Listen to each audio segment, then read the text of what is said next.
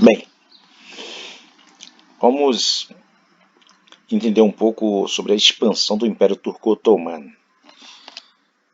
Entender a expansão do Império Turco-Otomano, entender o seu domínio sobre o Oriente Médio, sobre essa região aqui, ó, a região aqui que eu estou envolvendo com a seta, essa região que é a região fruto do nosso, né, da matéria que a gente está estudando no livro 1b. Temos aqui o Iraque, a Síria, a Jordânia, Israel. Essa região hoje, né, formada por esses países, né, aqui o Irã, que se chamava Pérsia, a Arábia Saudita, Egito, isso aqui, essas fronteiras foram definidas ao longo do século XX. Mas o que era essa região antes do século XX? Então, para entender isso, a gente tem que saber quem é que controlava essa região. Era o Império Otomano, um império criado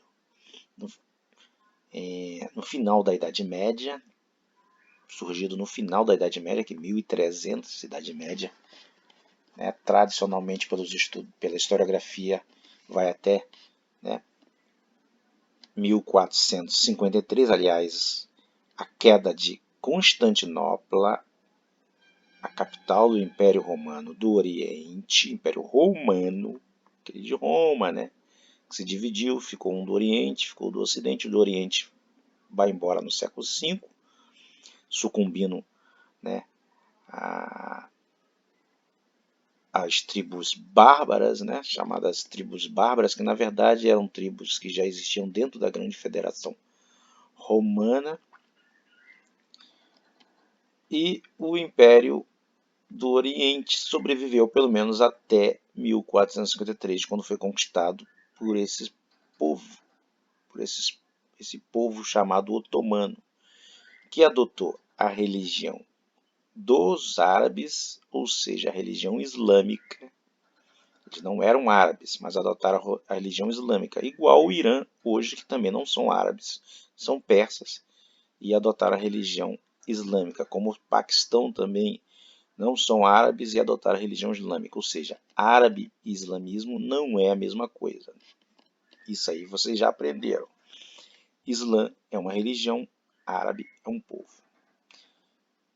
Por acaso, ela foi criada pelos árabes, por Maomé, que era um árabe, e foi expandida a partir do século VII pelos povos árabes.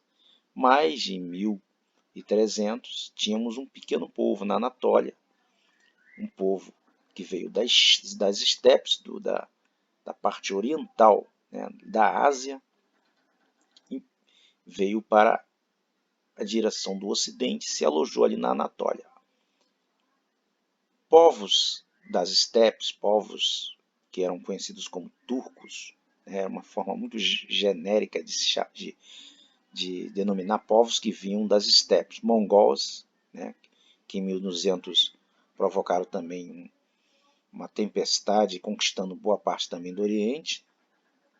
E depois, mais um império muito efêmero, que durou pouco, e os turcos. Outros povos das estepes antes já tinham perturbado, já tinham chegado também no Ocidente e causado muito transtorno, como os hunos, liderado por Átila, né, também das estepes. Esses povos, existem várias teorias porque esses povos migravam para o Ocidente, né? Alguns acreditam que eram devido à expansão do Império Chinês, que é um império, né, que mesmo 1000 anos antes de Cristo, eles já estavam em expansão, né? Um império muito antigo, né? A civilização chinesa é uma civilização, mas isso é matéria para a história antiga, não é para a geografia. Vamos focar aqui no Império Turco-Otomano, que adotou a religião muçulmana. Então a gente tem ele aqui em 1300. Em 1359, vocês podem perceber que eles já deram uma expansão dentro da própria Anatólia. E eles estavam empurrando e causando, né, muito desconforto a capital, né, a bizantina, né, como é também conhecido o Império Bizantino, o Império Romano do Oriente. Em 1481 eles já conquistaram, porque em 1453 eles conquistaram Constantinopla e passaram a expandir o seu império para a Europa e para boa parte da Ásia. Em 1520 eles já estão conquistando também áreas antes dominadas pelos árabes, o norte da África, o nordeste da África, aqui vocês podem perceber em verde, e a Península Arábica. E boa parte também do norte lá da África, já quase chegando à Espanha. Em 1566 eles expandem muito mais para a Europa, conquistando Grécia, né, o que hoje é a Hungria, o que é hoje a Romênia. Toda essa região já esteve sob controle do Império Turco-Otomano. Aqui eles controlam toda essa parte oriental que hoje é conhecida como Iraque, Síria, o chamado Oriente Médio. Então, aquele 1639, aquele 1672, pode ver que o Oriente Médio já é praticamente todo controlado por eles. 1683, como eles chegam quase ali no chifre da África aqui, né, na Etiópia. Em 1812, a partir olha a mudança. 1683, 2 séculos depois, 1812, eles já estão começando a regredir. Nesse período, no século XIX, o Império Turco-Otomano está em regressão. 1829, 1830. 1830 ele já perdeu essa região aqui. 1862. 1878. Ele já perdeu boa parte também do que é a Romênia, que é a Hungria. Essa região aqui da Europa, Romênia, Hungria, Sérvia, Montenegro, estiveram muito mesmo sob o controle. Esse domínio muçulmano sobre essa região deixou marcas na cultura dessa região. Inclusive, alguns povos, né, aqui são muçulmanos, como Kosovo, por exemplo, né? Então, boa parte aqui dos Balcãs também, alguns povos adotaram e adotam até hoje a religião muçulmana. E mesmo as que não adotaram a religião muçulmana, boa parte da cultura, por exemplo, da Bulgária, da Romênia, da Hungria, tem muito da influência dos muçulmanos. A influência oriental, não só pelo Império Turco-Otomano, mas pela proximidade também com o Oriente. Aqui em 1878, o Império Turco-Otomano já está em declínio, mas essa parte aqui, que hoje é conhecido como Oriente Médio, ainda está, de certa forma, sob o controle deles. Aqui em 1881, vai regredindo mais ainda. O doente da Europa, também antes conhecido como a Porta, né, que era o império que estava na porta da Europa, ou seja, para você passar da Ásia para a Europa ou vice-versa, tinha que passar pelo Império Turco-Otomano, eles que controlavam aqui. Um parênteses aqui também. Lá em 1481, quando eles passaram a controlar essa região aqui,